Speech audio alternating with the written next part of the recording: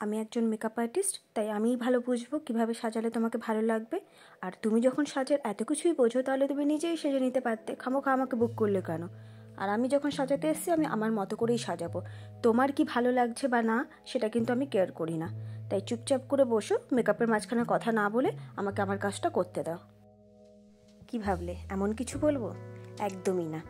আমাদের মেকআপ প্রফেশনে যারা আছি, তাদের কাছে কিন্তু ক্লায়েন্ট স্যাটিসফ্যাকশনটাই সবথেকে গুরুত্বপূর্ণ। তাই ক্লায়েন্ট কেমন লুক চাইছে, কেমন মেকআপ চাইছে এবং ড্রেস জুয়েলারি কীরকম সে আপ করতে চাইছে, সেগুলি মাথায় রেখে কিন্তু আমাদেরকে এগিয়ে চলতে হয়। হ্যাঁ, অনেক সময় এরকম হয় যে ক্লায়েন্ট কিছু অড একটা জিনিস চাইলো, আমরা তাদেরকে কনভিন্স করার চেষ্টা করি যে এটার সাথে এটা যাবে কি যাবে না, বাট আলটিমেটলি শেষ পর্যন্ত যখন তাদের চাহিদাটা একই থেকে যায়, তখন কিন্তু আমরা তাদের চাহিদাটাকেই গুরুত্ব দিই এবং তাদের ইচ্ছে মতো করে তাদেরকে সাজিয়ে দেওয়ার চেষ্টা করি। অনেকেই মাঝে মাঝে কমেন্ট করো যে এর ফেসে এই হেয়ারস্টাইলটা যাচ্ছে না, কিংবা এই মেকআপের সাথে এই লিপস্টিক শেডটা মানাচ্ছে না। তাদেরকে জানিয়ে রাখি, আমরা কিন্তু এগুলি বেসিক্যালি ক্লায়েন্টের ডিমান্ড অনুযায়ী করে থাকি। আমরা সবসময় চাই আমরা যে সাজাচ্ছি সেই কাজগুলো যাতে তোমাদের ভালো লাগে। আবার এটাও আমাদের কাছে একটা গুরুত্বপূর্ণ চাওয়া যে আমরা যাকে সাজাচ্ছি তার নিজেরও যেন আমাদের কাজটা ভালো লাগে। তাই বেশিরভাগ ক্ষেত্রে কিন্তু তাদের চাহিদাটাকে আমাদের অধিক গুরুত্ব দিতে হয়।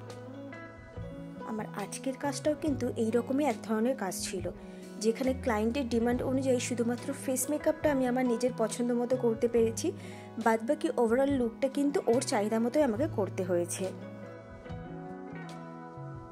বেস মেকআপটা ও যদিও আমার উপর ছেড়ে দিয়েছিল, তবে ও বলেই ছিল কভারেজটা কিন্তু মিডিয়ামের মধ্যে হবে, খুব হাই কভারেজ মেকআপ যেন না হয়। সেই হিসেবে আমি দেখো বেস মেকআপটা করছি। আর এছাড়া ওর যে ডিমান্ডগুলো ছিল তা হলো, ওর ইচ্ছে মতো ও যে টিপটা নিয়ে এসছে সেই টিপ পরিয়েই আমাকে কলকা করতে হবে। তো ভিডিও শেষে তোমরা দেখতে পাবে আমি যখন কলকাটা করছি, টিপটা কিন্তু একটু স্টোন ওয়ার্কের ছিল, যার ফলে কলকাটা কিন্তু অতটা বোঝা যাচ্ছিল না। মানে কলকাটা বোঝা যাচ্ছিল, অ্যাকচুয়ালি টিপটা হাইলাইট হচ্ছিল না, এটাই হয়ে গেছে সমস্যার। এছাড়া ও লিপস্টিক আর আইল্যাশ নিজেই ক্যারি করেছিল, আর আমাকে বলেছিল ও যে ল্যাশটা এনেছে সেটাই পরাতে। তো ওর ল্যাশটা ওর ফেসে একটুখানি বেশি বড় মনে হয়েছিল, কিন্তু কিছু করার নেই, ও যেহেতু বলেছিল ওটাই পরাতে, তো আমাকে ওটাই পরাতে হলো। এবার আসি একটা গুরুত্বপূর্ণ বিষয়ে, শাড়ি পরানো। আমরা বেঙ্গলি ব্রাইডাল বলতে কি বুঝি? আটপৌরে শাড়ি। কিন্তু আজকের আমার ব্রাইড আর তার মায়ের কিন্তু আটপৌরে শাড়ি পরানোটা একদমই পছন্দের নয়। আমি তাদেরকে রেফার করেছিলাম তাহলে নর্মাল স্টাইলের যে শাড়ি হয় সেটা পরাতে পারো, বাট তারা তাতেও কিন্তু রাজি হয়নি। তারা চেয়েছিল নন বেঙ্গলি স্টাইলের যে শাড়িটা হয় সেটা পরাতে। তো তাদের ইচ্ছে মতোই কিন্তু আমি তাকে বিয়ের দিন নন বেঙ্গলি স্টাইলে শাড়ি পরিয়েছিলাম। এরপর আসি হেয়ার স্টাইলে। ওর কিন্তু কোনো রকম পাফ বা অ্যাডভান্স টাচের কোনো হেয়ারস্টাইল পছন্দ ছিল না। আমরা যেমন আগে নর্মালি পেঁচিয়ে পেঁচিয়ে পাফ করতাম, ও চাইছিল ওই রকম টাইপের হেয়ারস্টাইল করতে। তো যাই হোক, আমি অনেকক্ষণ ধরে চেষ্টা করে ওকে একটা হেয়ারস্টাইল পছন্দ করেছিলাম, তো সেটাই করিয়ে দিলাম। তোমাদেরকে একটা কথা বলি, তোমরা একটু জুয়েলারিগুলো পছন্দ করে কিনো, কারণ ড্রেস জুয়েলারি কম্বিনেশনের উপরও কিন্তু ওভারঅল লুকটা অনেকটা ডিপেন্ড করে। তো ভিডিও শেষে ওর জুয়েলারিগুলো দেখো। আসলে ও একজন ওয়ার্কিং ওম্যান, বিয়ের আগের দিন অবধি ওকে অফিসে যেতে হয়েছে, আর এই অফিস বিয়ের সমস্ত কাজ ওকে নিজেই কিন্তু দেখতে হয়েছে, যার ফলে ওই ড্রেস জুয়েলারি এসবের দিকে অতটা নজর দিতে পারেনি। দোকানে গিয়ে যেমন জুয়েলারি চেয়েছে, তো দোকানদার যা ওকে সাজেস্ট করেছে ও সেটাই নিয়ে চলে এসছে।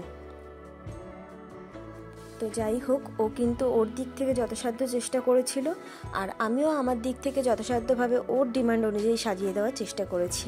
বলে রাখি, আমার সাজানোটা কিন্তু ওর আর ওর ফ্যামিলির লোক সবারই খুব পছন্দ হয়েছিল। লাস্টে ওর মুখে হাসিটা দেখে অবশ্যই তোমরা সেটা বুঝতে পারবে। আর একটা কথাও তোমাদেরকে আবার মনে করিয়ে দিই, কোনো কিছু যদি অড লেগে থাকে সাজানোর মধ্যে, তবে কিন্তু মনে রেখো ক্লায়েন্টের ডিমান্ডটাই কিন্তু আমাদের কাছে সব থেকে আগে। তো তাদের ডিমান্ডটা ফুলফিল করার জন্য তাদের ইচ্ছে মতো আমাদেরকে সাজিয়ে দিতে হয়, কারণ ক্লায়েন্ট খুশি হলে তবেই কিন্তু আমরা আমাদের কাজের মধ্যে সার্থকতা খুঁজে পাই।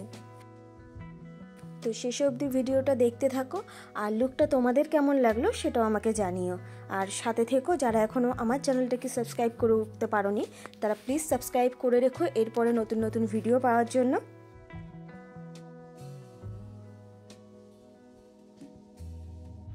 তো এই হলো ওর ফাইনাল লুক। ওর মেকআপটা দেখতে পাচ্ছ বেশ গ্লসি হয়েছে, যদিও ও হাইলাইটার কিন্তু যথেষ্ট কম ইউজ করতে বলেছিল আমাকে, সেই হিসাবে আমি ইউজ করেছি। আর একটা কথা বলে রাখি, এখানে কিন্তু ক্যামেরাম্যান তার লাইট ধরে রেখেছিল বলে এই আলোটা আমি পেয়েছিলাম। এর পরের ভিডিওতে তোমরা দেখতে পাবে কতটা কম লাইট ছিল, কারণ এটা ছিল একটা হোটেল রুম।